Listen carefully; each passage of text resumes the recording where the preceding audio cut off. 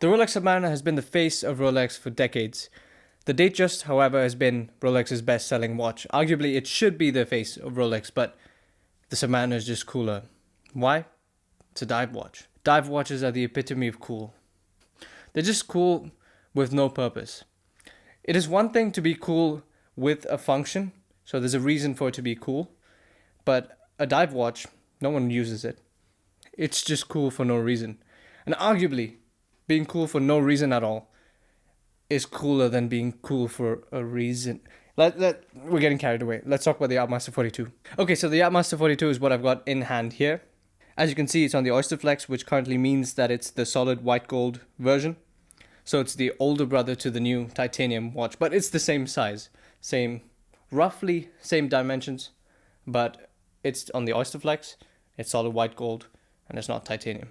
Titanium makes the watches light, gold makes the watches much heavier, steel's somewhere there.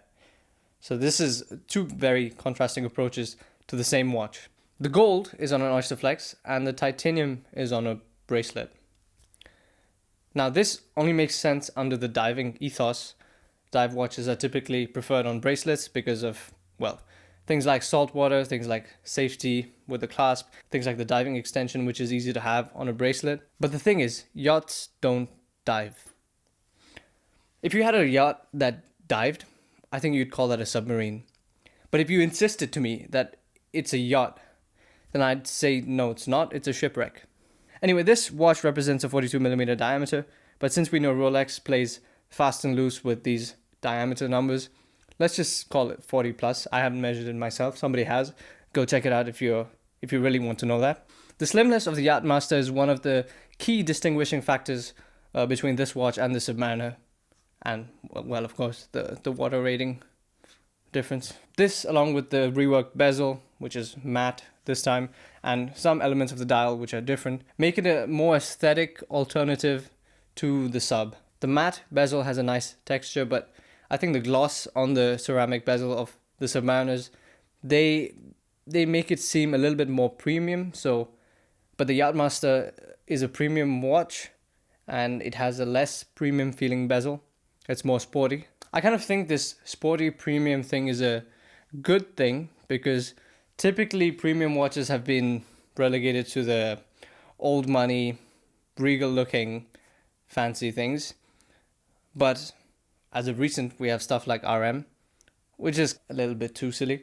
But this category of watch, this white gold case, very premium feeling watch, but it looks like it's supposed to be used in a very outdoorsy context. This is nice.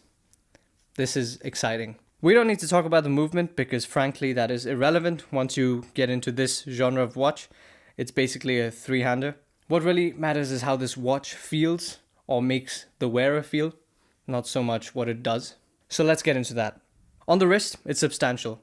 In terms of size, it's nothing really out of the ordinary. Dive watches are bigger than this. But there's something really cool I observed in terms of how the watch and strap are engineered together. The watch and strap are very much not independent of each other, even though they can be used in that case. But the way Rolex put together this thing as a unit, it's very cohesive. Now, normally a watch on a non-bracelet strap behaves kind of top-heavy because the bracelet is what provides a substantial amount of support to a solid metal chunk on the top of your wrist.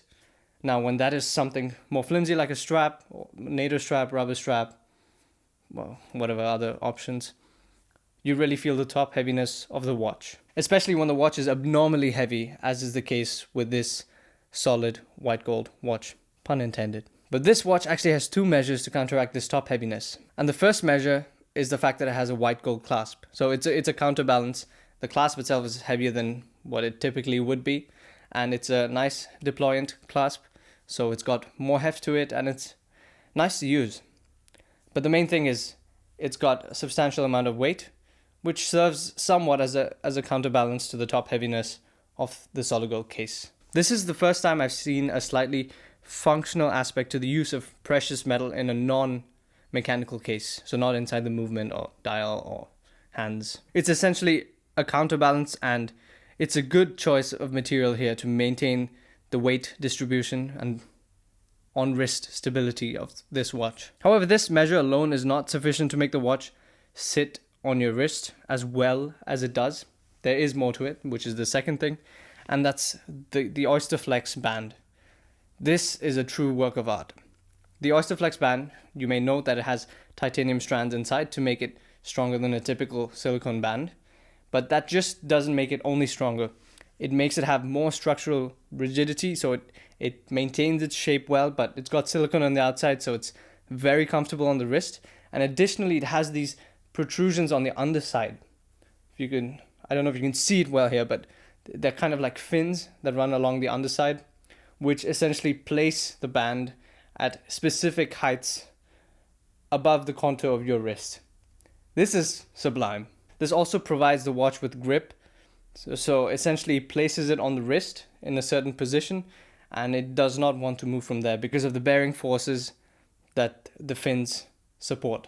Now, I haven't seen the 42mm titanium version in the flesh or in the metal, and I haven't tried the bracelet, but I'm willing to argue quite confidently that I prefer the Oysterflex to that, because I've tried many titanium bracelets on watches, and I don't like titanium in the first place. There's that. And there's just because it's too light, it gives that perception of being not so solid, even though it is. That's hard to get over. And additionally, I think this is just a cooler solution. It's just nice. So with this new recent growing interest in the Yacht Master range from Rolex, are they the new face of Rolex? Have they dethroned the Submariner? Temporarily, yes. I think so. I think temporarily it's Rolex's intention to draw attention to the Yacht Master range, because they are lacking a little bit of interest, at least in Rolex's mind. It doesn't compare to the frenzy behind the Submariner yet, and I'm sure they'd like that to be the case. Now, the Yacht Masters have been getting more popular, but that's as a result of less watches being available. So I think this is Rolex's attempt to make the Yacht Master popular on its own. They could have launched this titanium watch as a Submariner. That would have been way more popular. Well, not way more popular, but people would have liked to see that a lot more than this. But they know that. Probably eventually they're going to come out with that. But for now, to get the hype back into the Yacht Master range, I think that's why they launched their first titanium watch as the Yacht Master and not a sub. They're trying to position this model as being more premium than the Submariner. It's a more premium watch, sure, but people don't perceive it that way. And they want the public opinion to shift in that manner. They want to see their superior model get the recognition they think it should have. It makes sense. Makes sense, but watches don't make sense in general, so there's that. Essentially, in Rolex's mind, it has to be at least one league above the Submariner, and that's why I think we're going to see a new Yacht Master 2 as well, because frankly, that thing is an absolute dog. See my video on that. So right now, I think the Yacht Master will be the temporary face of Rolex, at least for the next few years, until Rolex is happy with the sales volume or the demand of the Yacht Master, and they decide to add a little bit more spice once again to the Submariner range. This is only just their first titanium watch. It's not going to be their last. They've probably worked up a whole catalog of titanium watches that are upcoming, so I do think we'll see some version of a titanium Submariner.